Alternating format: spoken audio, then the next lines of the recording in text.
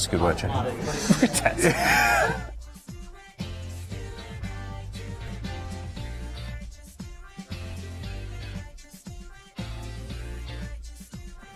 This is quite entertaining. I wonder if the guys in the booth can hear us through our mic.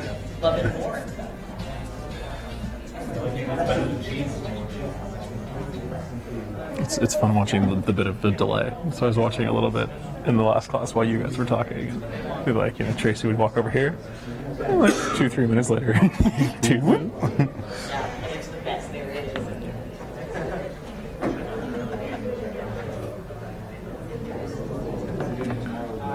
All right, everybody, welcome back. Hope everybody had a good lunch. Sorry we didn't build in a nap time for you after that. Although it is National Hammock Day. We were trying to figure out a way to work that in, but didn't quite work out.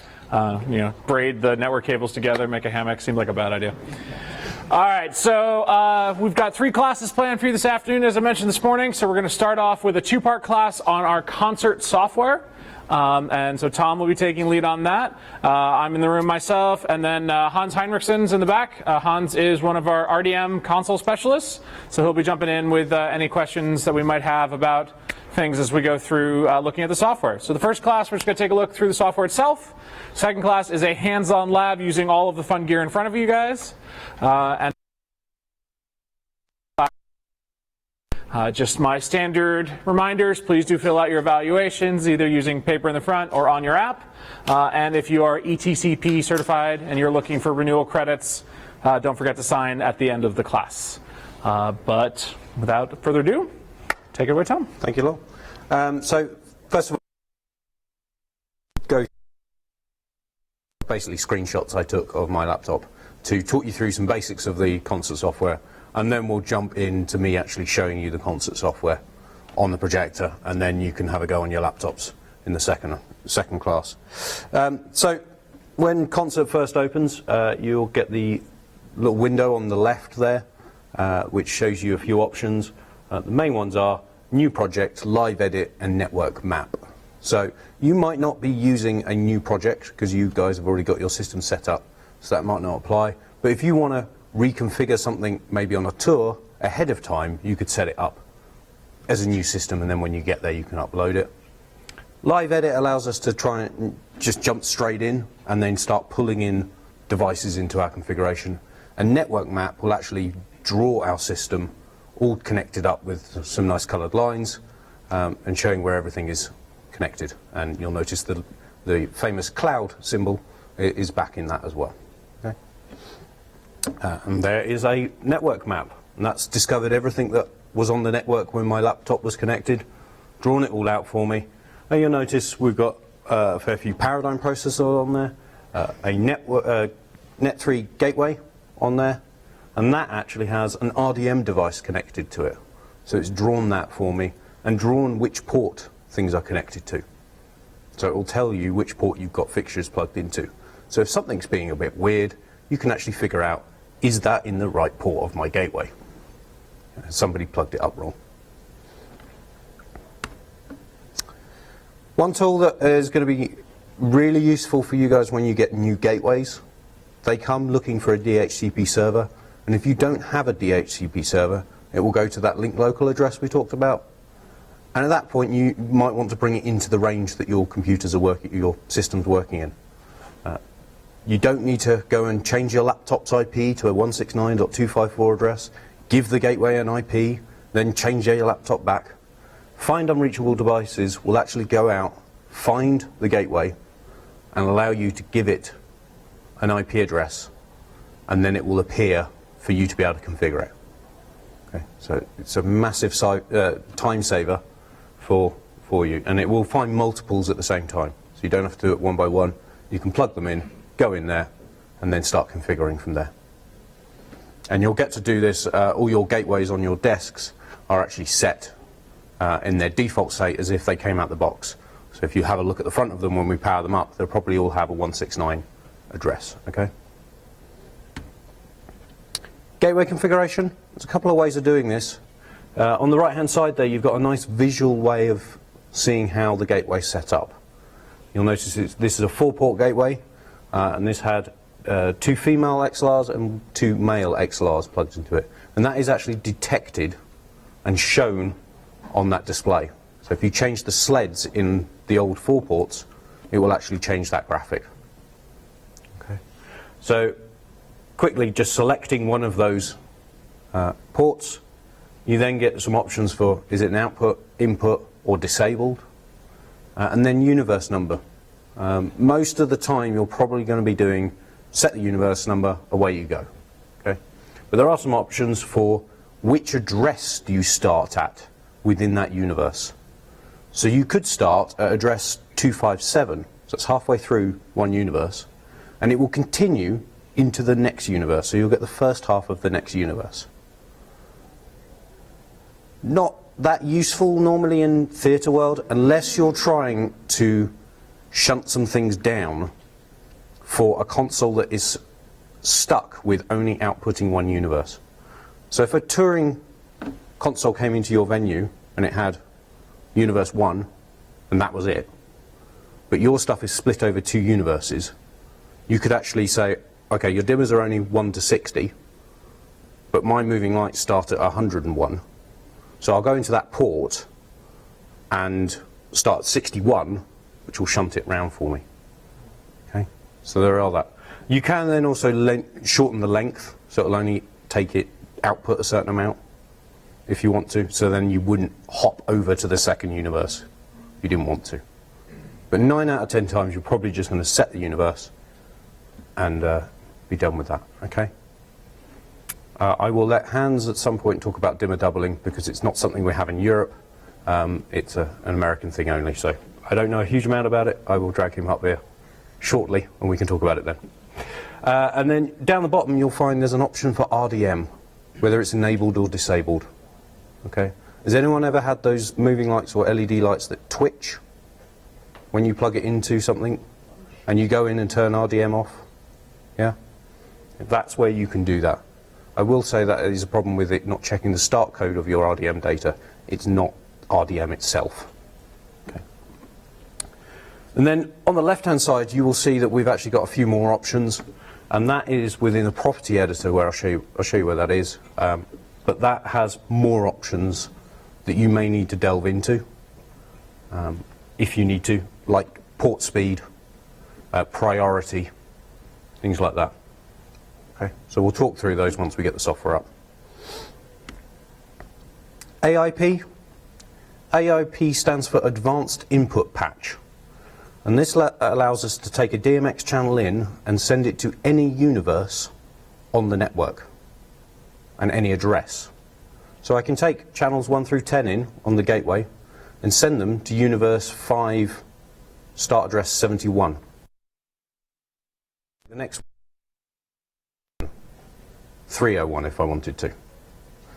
It's a bit of an extreme case, but the main case for this will be house light control and allowing somebody with a touring-in desk to only have one DMX channel control all of your house lights. Okay, so with LED lights becoming more popular with house lights, your channel count for your house lights is going up. Before it used to be a couple of dimmers would do your entire venue. Now you've got individual control of your house lights, and you might not want a touring desk grabbing control of that. So I can limit which addresses comes into that gateway. So a lot of venues I do, 511 and 512 goes off to multiple DMX channels to control them. Now there is a limit of 16 output addresses for every input address on the gateway. So that's why I say 511, 512, that gives you 32 zones or fixtures to control. Okay. We'll go through setting those up and typing that in. RDM devices. So if you've got RDM devices, either plugged into a gateway or into a gadget 1 or 2. If you have problems with your gadget 1 doing RDM, you may need to update the firmware, and you can talk to us and we'll tell you how to do that. I believe there's a tip online to do that, isn't there? Oh, yeah. My mic's dead.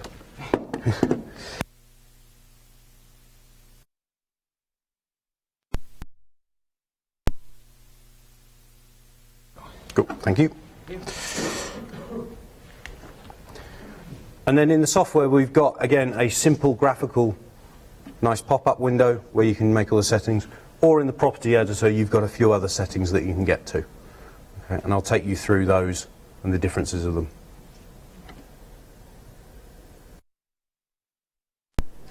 And then coming to 2 or more parts, you then get sub-devices appear under your main device. So top left there we've got a color source linear 2, which has 2 sections to it which can be individually addressed. So I've got the main unit on the left and then 2 subunits out from that. And then the fixtures would continue on from there.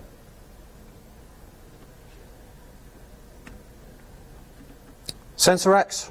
So you may be using Concert to change some of your sensor rack settings from dimmer to switched, or you're swapping a module or something like that.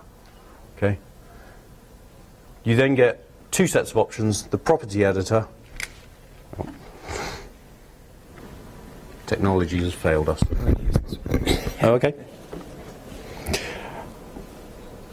Shall I continue, or are you going to go? Okay. So there's a load of settings for the rack itself, and then there are settings for the individual modules.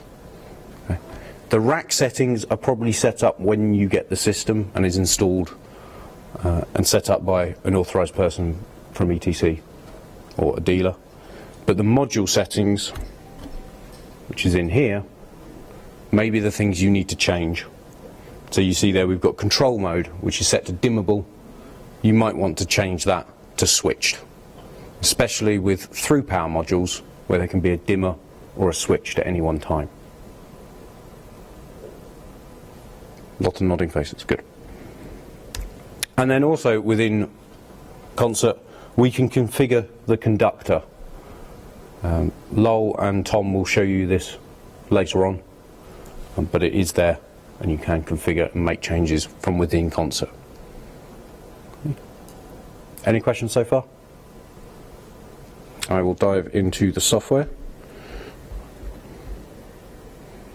I'm just going to try and resize my desktop on my so you can actually see it.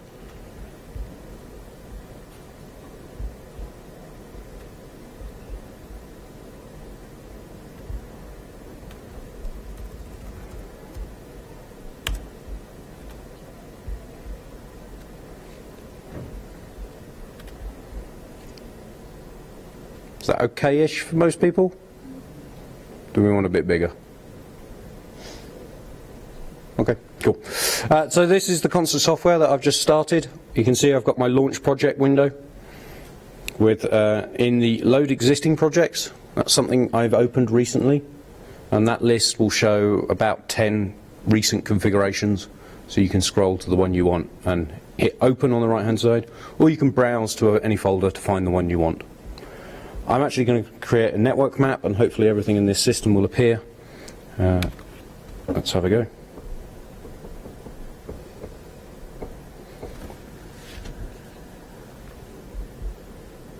Yeah, that's not going to work.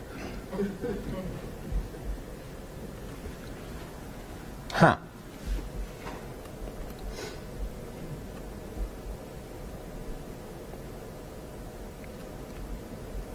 Interesting. So my laptop has defaulted to the wrong network port because I had airplane mode on.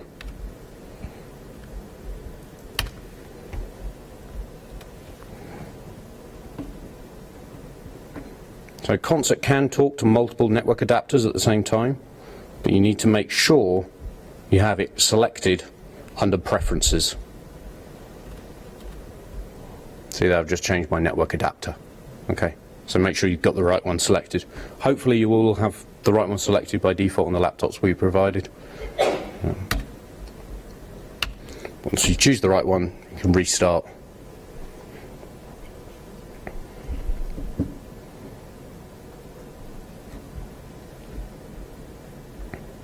There we go, we can see some devices appearing in the bottom left here.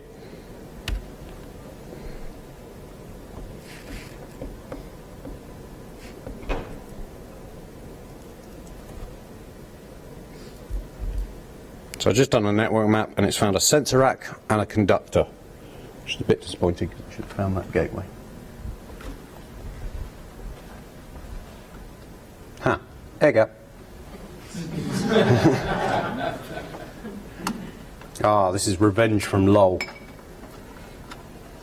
I broke the system yesterday and he's just done it to me back.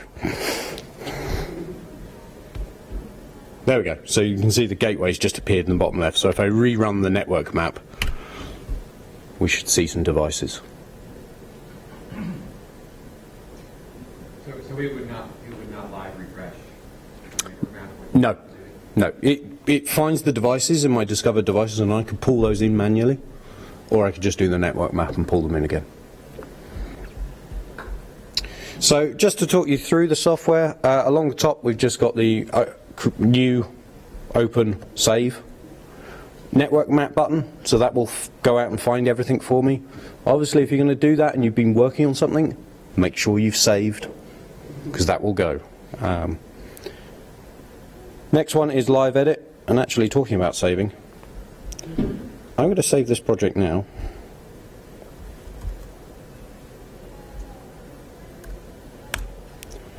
So I can reload it once I've broken it. So the next one I've got is my live edit button. While I'm in live edit, any changes I make when I hit apply go straight to the devices. Now there are some caveats of things that don't do this. You cannot change an IP address of something while in live edit. You have to push that to the device, okay, because the device will have to reboot. And you can't work on CM Plus processors while in live edit. Okay, so if you have a CM Plus processor and you're frantically double clicking on it and nothing happens, it's because you're in live edit. So make sure you've turned that off and then you can make the changes and do the uploads. A few options up here for uploading configuration. I've got upload everything, retrieve everything, upload the device I have currently selected, and retrieve the device I currently have selected. There is also a synchronize button, which I will just make a change so that comes up. I now have a synchronize button here, and if I make a couple of changes,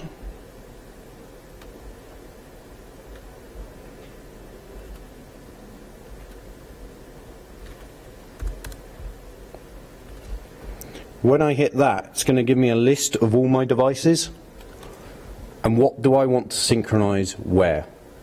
Do I want to send everything to the network? Do I want to pull everything down? Or do I want to do a mixture on a device per device basis? By default, it will go to pull the network devices down to your config, because that's safe.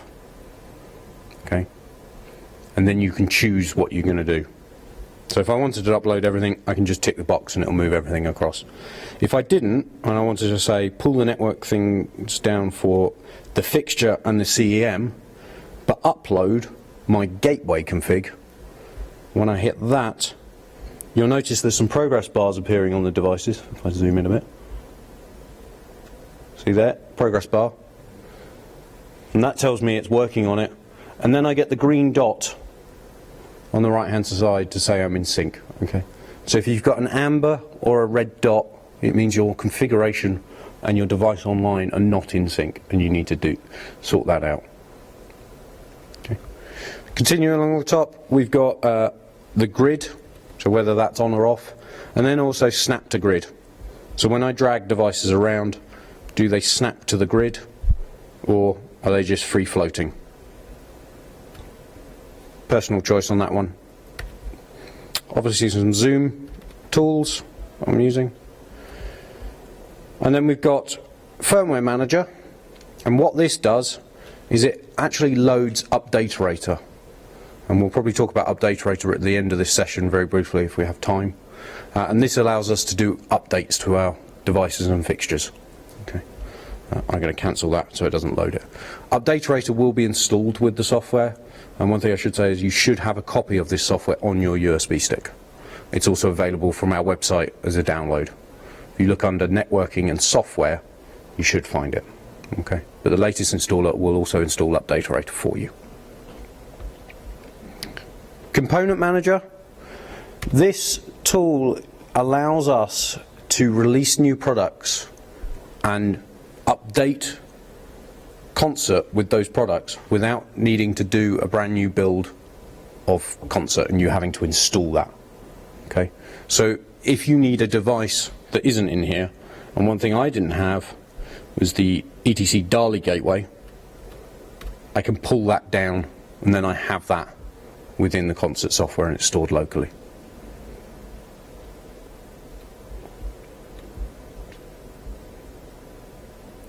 Next one is for launching external applications. So this will launch different programs if you've got them. And I would need to add them. I tend to just go and find them myself rather than opening them from Concert. Next one is find unreachable devices. So this is the tool that will go out and find the gateway and allow you to give it an IP address. Okay, and you guys will have to do that first of all when you fire up your systems.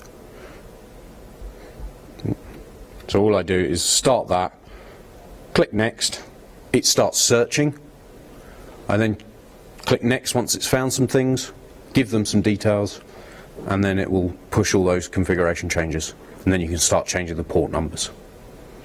As I said, your gateway may be working already because SACN is a multicast packet.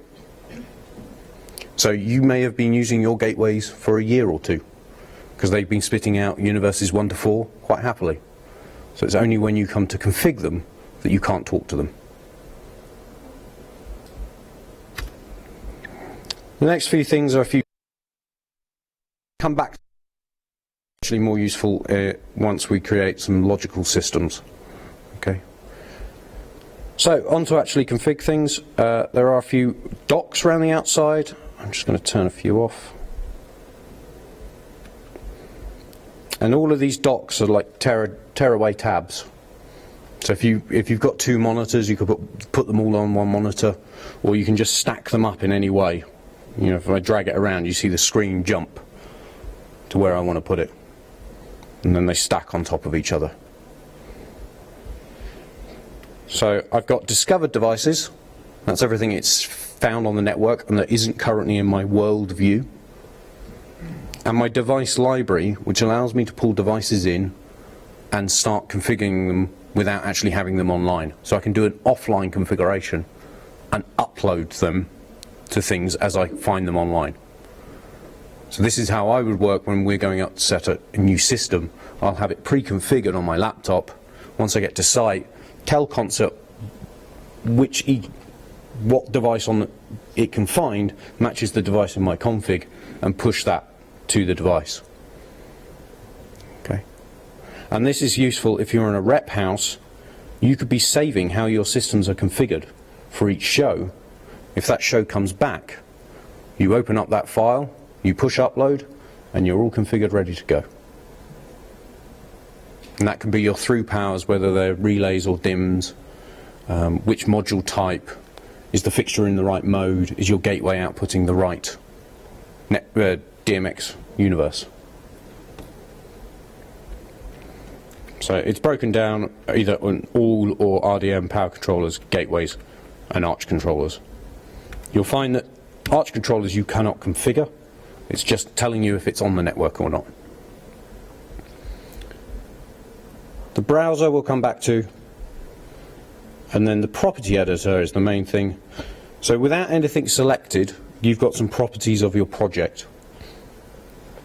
So you might want to fill this in with the show name, a version number, who you are, so if you're sending it to somebody. Every config I do, I put my details in there, my work details, not my personal details. I did do that once on one site, found my personal email in that box. Luckily nobody noticed, and I changed it the last time I was there and left it there. So yeah, make sure you put your work email and work phone number. You don't want phone calls at the weekend. But there's various things in there that are useful to people when they're filled in. Okay. But when I've got things selected, this changes depending on what I've picked out. Okay. So we'll look at the gateway first. First of all, the network settings. This is actually set to automatic IP. I could change this to a manual IP. When you're doing the find unreachable devices, it forces them into manual. So you shouldn't need to change this once you've set it. But if I go into live edit, you see that automatic grays out. So if that's grayed out, you're in live edit, so you can't change it.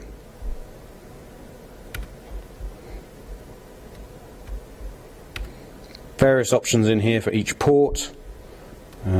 Priority, output rate, RDM settings, hold last look settings. So you might have a port that's set to hold last look, or set to hold last look for the default is 3 minutes, and then it will fade out. So if your lights keeps getting stuck on when you've turned your console off, it could be because that's on. Also, if you do turn that on and before you go home, and you go, gonna have to go back to the console and turn that on to turn the lights off. But we'll jump into the graphical view, and you can see this, and you'll notice this looks like a 4-port rack mount gateway. That's because the code for these gateways, the response gateways, and the old Net3 4 ports is exactly the same. There's a few tweaks, but in Concert's world, they are exactly the same. Okay. So when selecting one of these, I can choose output, input, universe number, and now I'm going to hand over to Hans to explain dimmer doubling. Okay, how many of you people have? Yeah. How many ever heard of? Okay. Hey. I do know what it is. Yeah. So dimmer doubling is a technology that's built into SensorX that you have where you can basically split a single dimmer out into 2 circuits. So I could control both with one circuit. You get a special splitter which gives you an A side and a B side, and then you connect each fixture to it. There's a little more to it than that. The lamps you have in your if you plug them into a normal fixed circuit, it's going to be very bright for a little bit and then be very dim for a long time after. So how this relates back into Concert, we have the ability, so when we said, okay, we're going to do dimmer doubling and have an A side and a B side, you sit in your console and you say, all right, this is going to be patch channel 1 is going to be patched to channel dimmer 1A, and channel 2 is going to be patched to dimmer 1B. That 1A and 1B, we set an offset. So we say you can patch your fixtures like you normally would, but the B side we're going to send off to some other distant address where you don't have to worry about it. By default, it is universe, I think it's 4033. I think it's 40 above wherever you are. Yep. So basically, we add 20,000 addresses to that. And how in the gateway, what we can do is by turning on the dimmer doubling, it will recombine our universe. So the first 256 addresses will be the A side, and address 257 through 512 will recombine the B side from the offset. Did that make sense? I think I may have made a quick logical jump there. But basically, this comes back to the old days of the Express console, where I had one DMX port that headed off to my dimmer rack. The A 56 addresses 257 to 512. Now that we're in the network world, we can have so many more addresses. And so this allows us to bring our gateway port back to that old Express DMX port, where I could have both the A side and the B side come out on the DMX link. Make sense? For those of you who have it, does that ring a bell? Is that excellent? Fantastic. So that is dimmer doubling. Thank you, Hans. No problem. It doesn't pass certain regulatory standards. Yeah. So last option here is RDM, and you've also got a button here to restart discovery. RDM isn't discovering all the time. There is a timer, and you can actually change that time within the gateway. So if you want to try and find that device quickly, you can hit Restart Discovery, and it will just go out and find those quickly for you. So once I've made my changes in here, I hit Apply, and if I was in Live Edit at that point, those would upload straight away. And now it's just sitting in a unsynced state. So I'd have to push that or retrieve it. I'm actually going to go into Live Edit and make that change again. And now I hit Apply, and you see it starts uploading straight away. Yep. When you save the show file, for lack of a better term,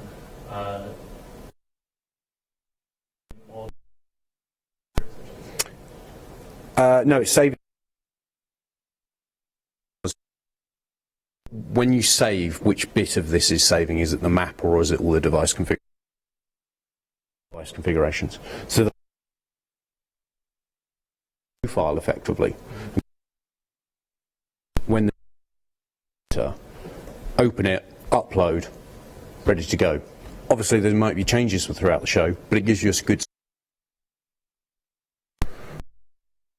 Opera House in London, now I believe save a concert.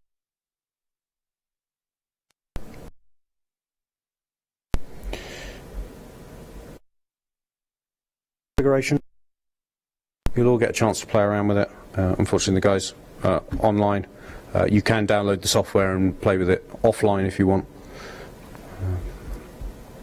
So RDM fixtures, I've got 2 ports of RDM fixtures. There is the 4 color source PARs, which are these 4 lenses up here, and I have a color source linear on the floor down here, shining at the wall, so hopefully you'll be able to see what I'm doing with it when it starts outputting. But a few options you've got in here are the output frequency. Is anyone here working TV? Yeah? So have you come across LED lights flickering on camera? Yeah. So we can change the refresh or the output frequency of the LEDs so that they don't flicker. So on our source for LEDs, that is a range that you can go up. On the color source, you either have 1.2 kilohertz or 25. So hopefully 25 should cover that. Yeah. Jumping into the fixture just by double clicking it, you saw a little status bar very briefly at the top there. So that will refresh when you open the fixture up and grab all the latest information from it. Okay. So if you're stuck, just let that progress bar finish, and that speed will all depend on how many devices you've got on the line, because remember they're all talking. So when we talked about RDM splitters being in line with multiple extra devices, everything gets a bit slow because it's got to filter that traffic from all the devices. Basic options we get in here are the Dmx start address, a label which is actually stored on the device if the device allows for that to be stored, and its Dmx personality. So I can choose the mode. Okay. The personality here is the current one. I believe when I change, it takes that box away. If I apply that and then come back in, it's now showing me the current personality. Okay. So if you're trying to work out why something's not working, you can jump in there and go, oh, that Dmx address is this channel. Okay, but that's not matching up with what my console's doing. Which one have I got in the wrong mode? Have I patched my console wrong, or have I got my fixture in the wrong mode? But definitely labeling everything is very useful, especially if you've got multiple people working on your system, because when they fire up Concert next time, do a network map, all the labels are right, and they can work out which fixture's which pretty quickly. Okay. So I'm just going to put floor. Ooh. Or up later.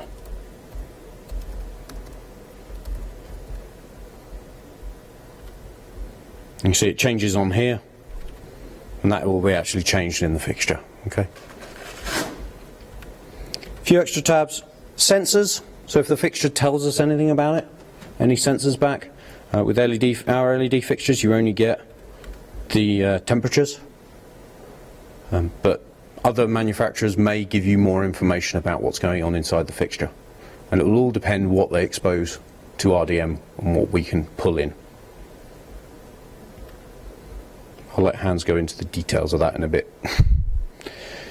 Presets. So if you want to activate, deactivate or record a preset. So with our fixtures we can actually record a preset into the fixture, play it back and take all the control equipment away, and it will continue doing what it was doing. And then if you turn it off, turn it back on, it will play that back again. So this may be if you need a quick setup in your venue for a special event and you just want to put some lights out that are in a color. So you could do that within Concert and set that up. And I'm actually going to show you in a second how we can actually set the color within Concert. So you won't need a console. Go ahead. Feature with this look and things, the color source fixture's new one channel mode will actually play preset 1, and then your one channel is going to be the intensity of that color or whatever that preset is. So that's a very handy way, you know, if you don't have a lot of channels in a console, or, you know, just a small little portable thing, you could still have intensity control, but, you know, through here you could record, okay, this is the blue that I want for maybe you're setting up something like a wedding venue or something. This is the color of the wedding party, and go from there. Yep. It's a nifty feature. And the last one is manufacturer-specific properties. So this list will depend on how many properties we can get via RDM. So when you get to your Desire fixtures that you have on your desk, you'll notice there's a lot more in your list. And that will also change depending on which mode you're in, because there's certain settings that will depend on which mode the fixture is in. Okay, so you can explore those once we get to the laptops. Talking about color control for this, by default this view isn't on, but when you go to the top views, docs, there's a device operations. If it says, if I click off, it sometimes says if you've got nothing selectable, it says not available. It just means you've got nothing that you can control at the moment. But if I enable that, slide all this over, when I select my fixture, I now get a nice color picker. If I activate the preset, okay,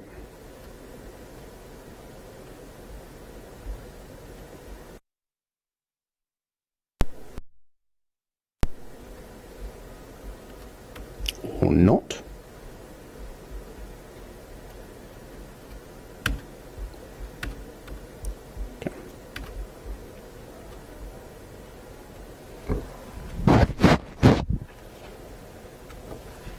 Everyone see that? Yep. So that one's working. So now I can change the color on here. Oh, it's given up. I should be able to set a color.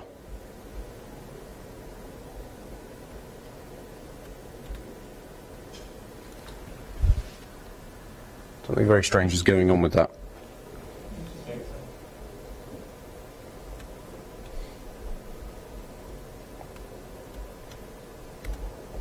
I think I've got a cable issue somewhere. It's falling offline. I'll try and get that working in a minute. But this will allow you to set the color, hit record, and leave it running.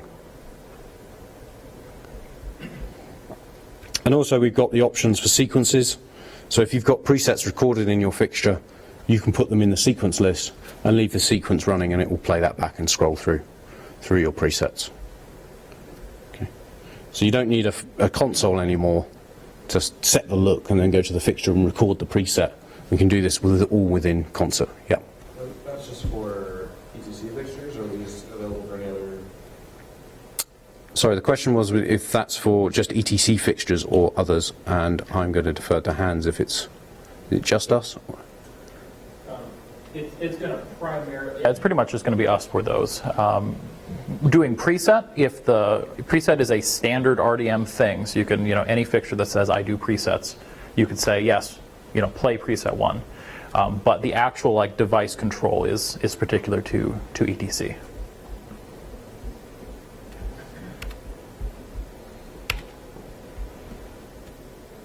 Any questions on that? Apart from why doesn't it work? I'll figure that out in a minute. I have a question that's more just general RDM.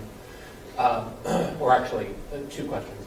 First is, will this push RDM out through wireless DMX, through color source relays?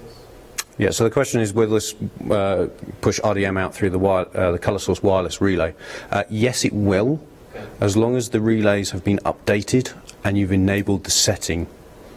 So once you've updated them to the latest version, Okay. you will be able to see them in concert, and then there's a tick box to say allow RDM pass through it, and then yeah. And that was my follow-up question, is it'll map out the relays themselves? Yep. In this?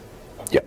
Yeah, if you go into the product lab and have a look at the color source demo, that's going through a relay, and that's allowing RDM traffic through that to the color source console from the fixtures. Okay, great.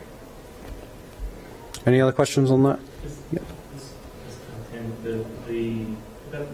Look at the best practices for RDM filter and other pictures that aren't necessarily built for RDM. So you know how you say it's flickering, let's disable RDM. If you've got there's a global disable RDM setting, and then there's possibly with each network switch, or not network, but with each gateway, you can disable individual ports RDM, or is there like a better way or a best way or a recommendation, like turn off globally, turn off the switch? Okay. So the question is about where do you disable RDM? Is it on the gateway or is it on the console? Now, if it's enabled on the gateway, it's doing RDM.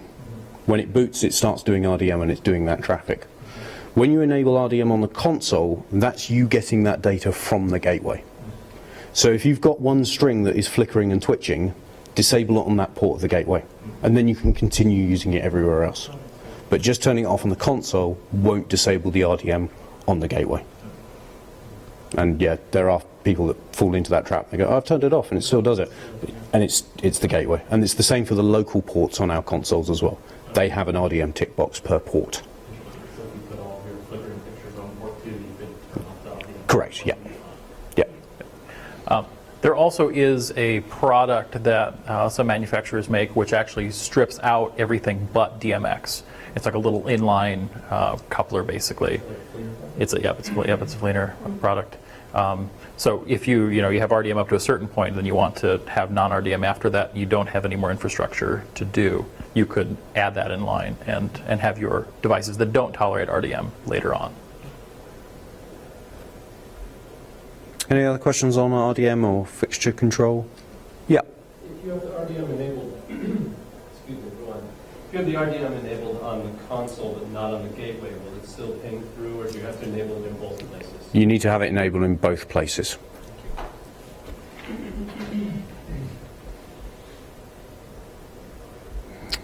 Okay, I'll quickly open the conductor up just by double clicking on it.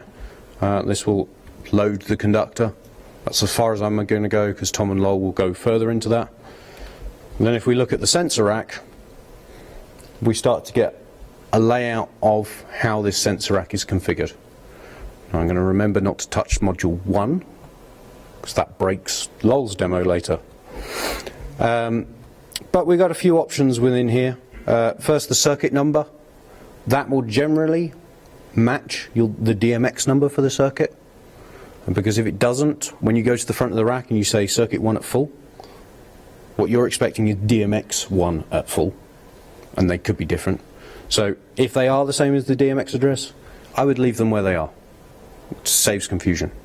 But the thing you might want to change is the name, the module type, the firing mode, and the control mode. So the name is just a label for that dimmer, but it might mean something for you. Is it stage left boom, stage right boom, things like that. So it's useful information. The module type, you get a huge long list of various modules. So if you're swapping relay and dimmer modules around, you may need to change that module type so it works. And then you could be using the through power module. Does anyone know what the doesn't know about the through power module? One person. So the through power module is a dimmer and relay combined module within our sensor racks. So it has 2 dimmers and 2 relays, one of each per circuit. So within the dimmer rack, because the firing mode is set to through power. When I change between dimmable and switched, it will either fire the dimmer or the relay. Okay, so it's true hard power at that point, rather than a dimmer that's just been driven to full. Not Yeah. necessarily network, but does that replace the CC20? Is the constant current? That's a constant current, so that is just a breaker. So the question was about the CC20 constant current module. That's just a breaker inside. Right. This has got a controllable relay via DMX. But is the CC20 still available? Or I believe so, yeah. Yes. The through power do also have a little switch on them, Yeah. which turns it into a constant current module. Okay. That overrides any external control. So a lot of people are just putting those in because it does all three. Right. Okay, so yeah, dimmable, switched, always on, various things in here. I could talk for hours about all the different modes, but the one thing you're probably going to do is between dimmable and switched, if you're using those through power modules. If I change my module type to a relay, Concert does the hard work for me. It'll throw it into switch mode anyway. Okay. And then on the right hand side, we've got our Dmx addresses, our dimmer doubled addresses, which I'm glad to say doesn't appear when you've got the European racks, because that confuses our customers. And then we've got some user data fields. We've got 8 user data fields per circuit in here.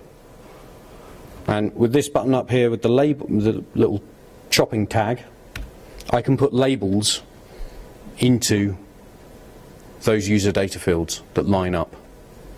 So socket, location, and they start filling up, and you can then fill that in with your information that may be useful to your system. You may find you've got an ETC system commissioned that actually already has this information filled in. Okay? Because I like to put it in because it's actually useful to me. Yeah, question? Do those user columns propagate to the console at that point? So the question was, do those user columns propagate to the console? No, I think you can see them, but it won't appear anywhere in your show file. Like the label you can see, but it doesn't take over the label within the console. Yeah. If you physically swap your module between like available and constant current or something like that, will this see it immediately, or do you need to like redo something? So the question is, if you swap the module in your sensor rack, does Concert see this? The sensor rack doesn't know what module you've put in. You have to configure it to tell it which module you've put it in. So this won't update if you swap your modules around. You have to go and do it yourself. There's no feedback about which module you've put in. Okay. So if you've got some spare time, filling that information in may be useful to somebody. Oh, sorry. Along those same lines, can you import a data file that has your rack information in it? You can? The question was, can you import a file with your rack information? Yeah, I was just about to show that. There's a couple of buttons up here called ODS. One of them is an ODS export, which you can open with most spreadsheet editors. I use OpenOffice, but you can use Excel or any of the others that are available. And then there's an import feature. So you can dump this out to a spreadsheet, fill all the information in, and then pull it back in to your config file. And I actually set up a new rack with this because I can work on a spreadsheet a lot quicker. Okay, yeah. Two small questions. ODS, is that a file type or is that? Yeah, so ODS is a open document file type. So you can use various spreadsheet editors. And then just kind of cases, what are people putting in those user columns? What are people putting in those user columns? It all depends. I've done systems where there was old labeling for circuits, and it was a retrofit, and there was new labeling. And I actually had some people use the old labeling, and some people use the new labeling. So having both of those in the config meant I could look either one of them up. Or the wire type, the socket that's going to be on the end of it, the location. Location's a nice useful one. Is it downstage left? Is it on LX3? Anything like that that might make, 3 years down the line, when you haven't touched the system, you're looking at it going, what circuit was that again? Also, if you have maybe a rack that's split between two venues, you could label it with the venue that has those particular circuits. It's clearer than like, oh, streaming ACN, this universe goes here and this universe goes there. You could actually put those names in. On the right-hand side, when I select any of these circuits, you'll notice this changes. Generally, I probably would leave most of these alone. They've been set up for you. But if you don't like working in this world of these addresses, you can come down here and change them down here if you want. And anything like that. Any questions on that?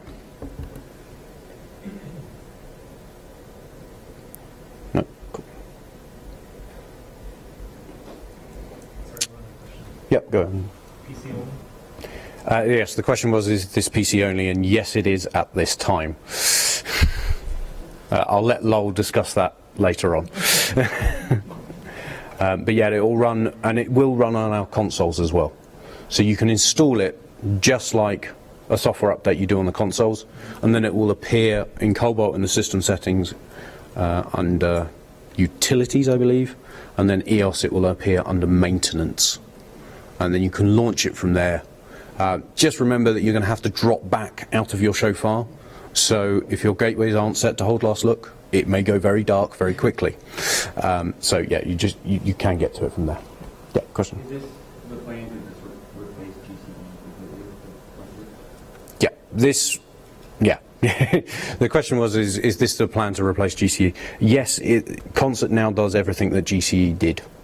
It will do the show control gateways, the I/O gateways, the RFR, the DMX gateways. So yes, GCE has gone. Oh, drop the mic. Sorry, people watching at home. I just want to throw out one thing on that. With the release of Gateway version 7.0, GCE is no longer has the ability to configure those devices. So if you update your gateways to 7.0, we're fully using Concert now. So we retired GCE 6 years ago, but we've been keeping it around because there were some features that Concert did not have. Will there be a software update that will uninstall GCE off the desk? No, but there's no particular need to get rid of it. You can manually do that. Yeah, you could manually uninstall it, but if you use the Concert also GCE also brings with it some network services that the consoles use. So the update service, the time service, and the DHCP service that is available on consoles. So you would actually want to keep GCE on board as well as Concert because the consoles depend on that embedded functionality that you don't. Concert has other mechanisms to replace those other functions. But all consoles that have shipped in the last couple of years are only shipping with Concert. Yeah. Yep. Any plans to integrate third-party devices like switches, network equipment? I will defer to Lowell on that one. If we could get people to decide on a standard, sure. Right now the only third-party stuff we're doing is RDM. The situation when we have branded dimmers or state automation in Australia, but we're getting some LEDs and everything is RDM compatible. So I'm wondering whether I'll still be able to basically run the RDM side, but just not really able to touch the dimmers with this. Correct, yeah. So the question was when you're using third-party dimmers. Yeah, so they just won't appear in Concert. It'll just ignore them, even if they're sat on. Unless they're RDM, you may get something. No idea. But if they're on the network, it will just ignore them. But yeah, you can continue to use it for the RDM fixtures, and you don't need a network to do that. As I said, I'll plug this in a second. We can do it through a gadget. Yeah. Just to confirm, you can install Concert on all consoles, including the Element? Correct, yeah, the question was about installing Concert. Yes, you can install it on all EOS family consoles and all Cobalt family consoles. Depending on the age of your Element, it might actually already be there, but you might want to look at an update. Yeah. If you have a third-party gateway, is that going to show up on these? The question was about third-party gateway. No, that won't show up because I believe we're using ACN to do the intercommunication between them. So unless they've implemented ACN, probably not. No. It is a standard that is an EFTA. ACN is an EFTA standard. So, but yeah, we haven't really seen any other third-party gateways that use ACN to do that. Any other questions? Okay. I'm just going to re-plug this fixture into my gadget here, or Lowell's gadget. You notice when I do that, it goes offline. I'm just going to close this down and restart it.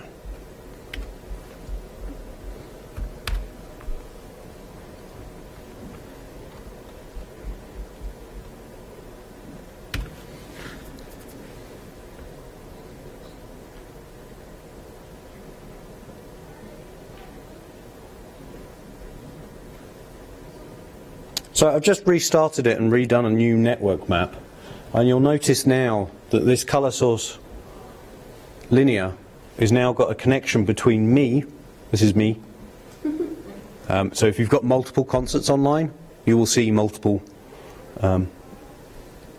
icons like that with the IP address of them, and then this fixture is connected because it's going through this gadget here, okay?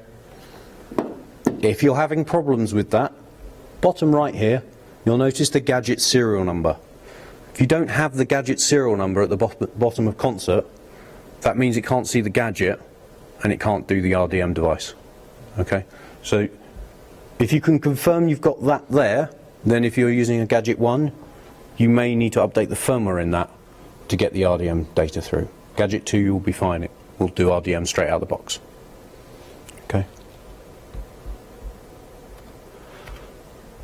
Any questions on that? Yeah. Does the gadget ever appear in there? No, the gadget does not appear in there. It's just as if it was attached. So if you looked on a console, this would look exactly the same. The I/O gateway would just pass through. Okay. Would it make your life easier if the gadget did appear in there? No, it's interesting to see whether I could, just see. If it's something you'd like, we could definitely look into it. Yeah, please. I mean, just to see, because it's another element that's in there. But I'm just thinking with 2 ports. yeah, I mean, the fact that it's coming directly off your computer was the choice we made to display it. But if you think it would be more helpful to display it that way, we definitely know it's there. We could do that. That's a graphics Does it change. have anything that you could configure, like the gateway? So I mean, really, it's not like I could use the functionality. Yeah, it would just be an indication thing about where the information is coming from. I mean, it'd be nice to see it, but I'll. It's on the network, Yeah. Okay. Short of knowing that gadget ID number thing you just told us, that would be a great visual representation. Sure. It's there. I mean, if you take a look at the concert icon right now, you can see network, which is in green, coming off and going to the network, and DMX, which is in red, going off and going to which is your gadget. But yeah, we can add an icon there. We could definitely look into that. Great suggestion. Information like where is it, in case you need to find it and it wasn't right next to where you are. Well, the gadget's connected via USB anyway, so I'd imagine it's right next to your laptop when you... But in case it's not, Well, you got a 17-foot range. Yeah. Just talking about the, Lowell pointed out the colours of the connections. There is a place where you can change that. So if you didn't want all your DMX ports to be red, you could come in here and choose a colour per port if you wanted to, or anything like that. So this actually brings us on to the next bit, which is logical systems, and then we'll look at the graphical tools because they all tie together. I've currently got this drawing, which is lovely. Let's add some more things. So let's add some more sensor racks. Let's confuse things and add some European ones as well. There we go. There we go. See, different colours. It's about all the differences. And I'm going to add some more gateways. It's a 2-port. Okay, so what's the purpose of adding things that aren't, I mean, like these things aren't actually in your network, like what? So if I was actually going to be configuring these offline, I could set these up and then link it to one. So if I unlink this device, if I unlink this one, I could then say on this one, link to, ooh,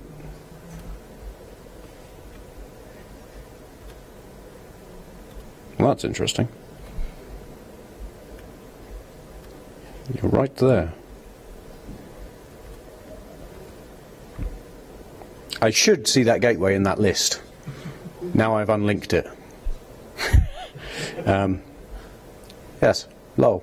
I think there's just something, because that worked yesterday, I'm pretty sure. So it's that, if I did that, so I would unlink from one and link to the other. So I can write this configuration before I even get to site, and then work out which gateway's which, and link them up.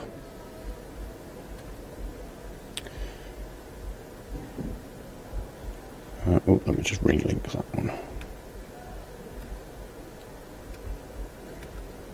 Okay, so you could end up with a lot of devices in your worldview, and it becomes very unmanageable, and you've just got all these lines drawn everywhere and everything. To allow you to filter that down a bit more, we've got a thing called a logical system. If I right-click on our worldview and I say Add Logical System, I could call this Dimmers. And now in my devices in worldview is down here.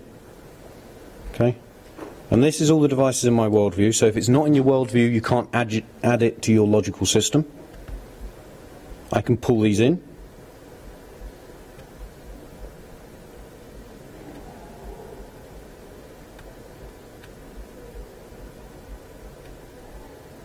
Okay. So that's one of my dimmers. And then I can create one for gateways. And then I can go a bit further. I can right click here and say and add a logical system to that. So I'm going to put 120 volt. And then I'll add another one to this, 230 volt. And I can put that one in there. And these three in here. So you can organize yourself or your system into different logical systems, and you get these tabs along the top here. Okay. And then if you look in the browser, you'll notice it starts treeing out from each logical system. Okay. So then you can actually use the browser a bit more to find the thing you're looking for.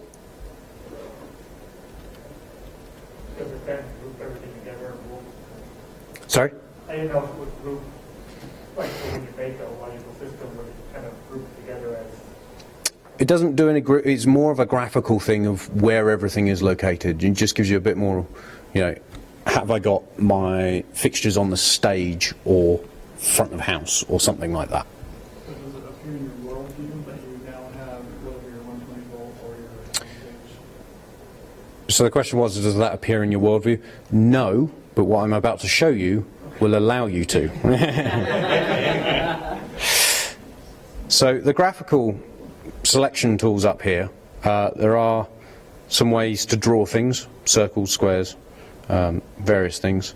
Add some text if you want. If I put a box round, and this is where having snapped a grid on is annoying.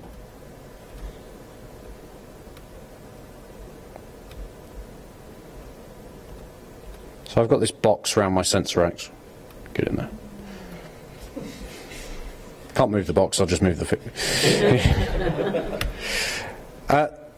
I now have an option for that box called hyperlink.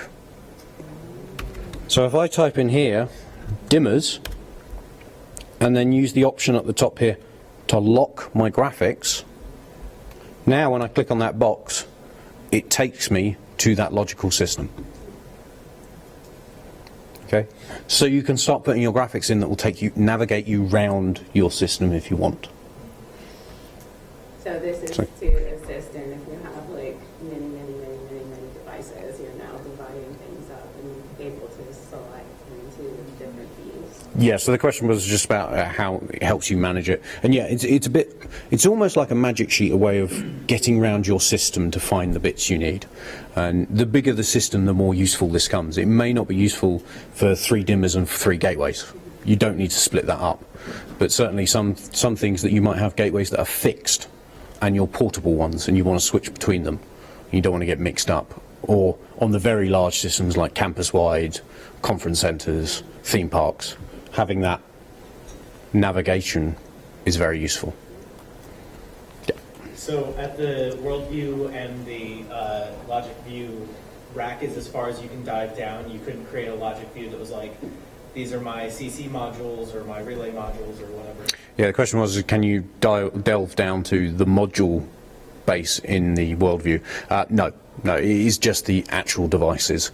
You can't pull parts of a rack out of that. Okay.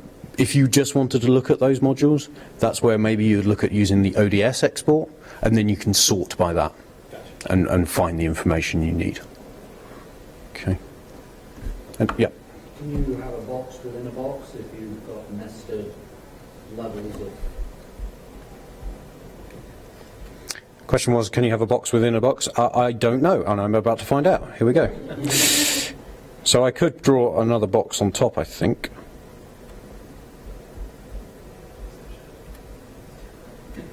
This might not work. Tom, what are you doing? Step outside for one. Yeah, it does. Yeah, it does. So yeah, the outer box takes me to my dimmers. The inner box takes me to my 120 volt. Yeah. So yes, you could have a box within a box. One thing to be aware of is when you're typing those hyperlinks. Oh, yeah. Also, one thing to be aware of, if you want to change them, unlock the graphics. Otherwise, you just end up going to where it was.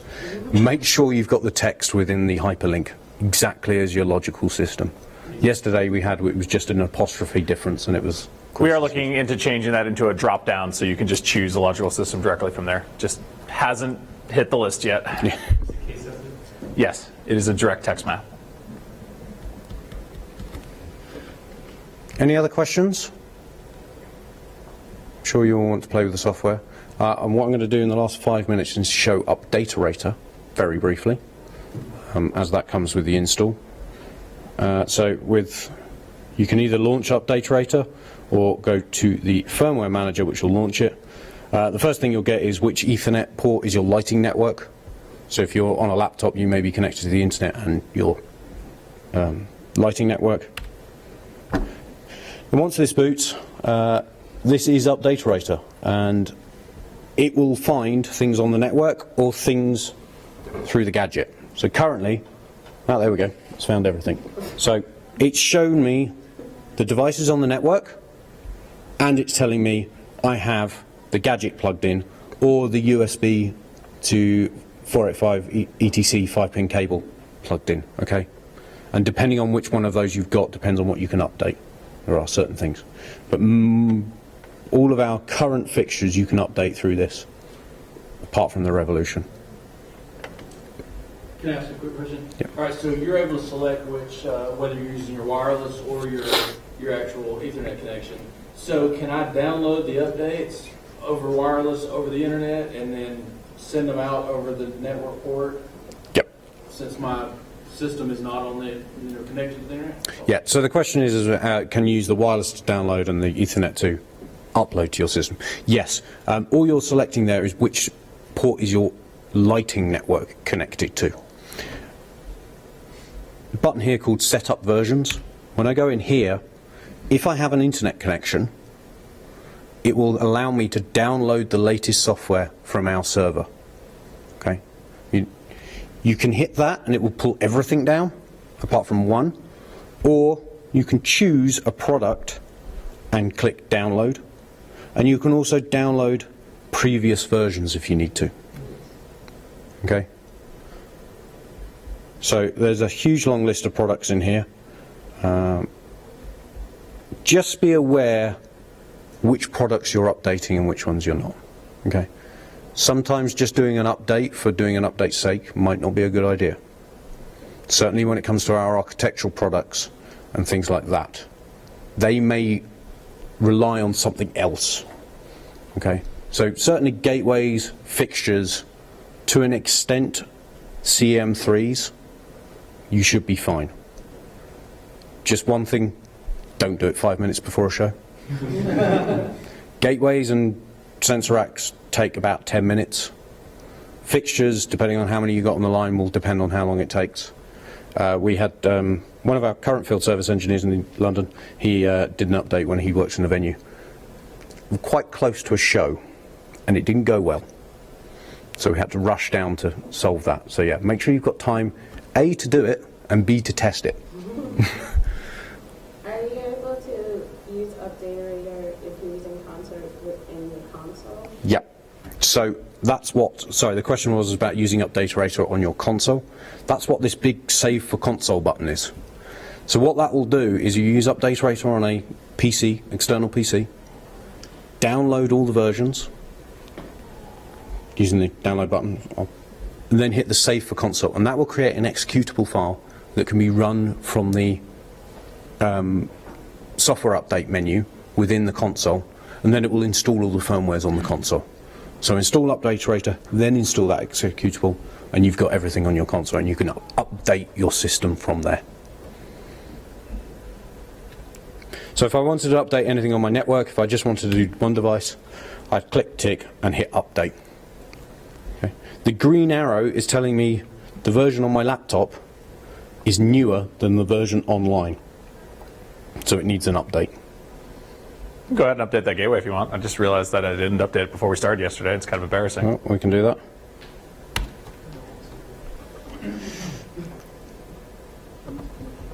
So what's happening now is Updaterator is pushing the update to the gateway, and then the gateway will install it.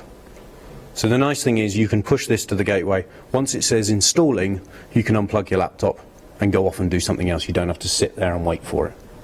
Okay. So I tend to push updates and then everything and then go off. And it's the same for the CM3.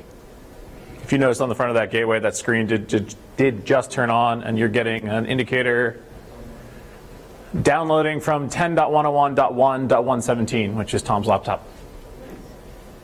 Is there anything that you recommend, like a process for checking?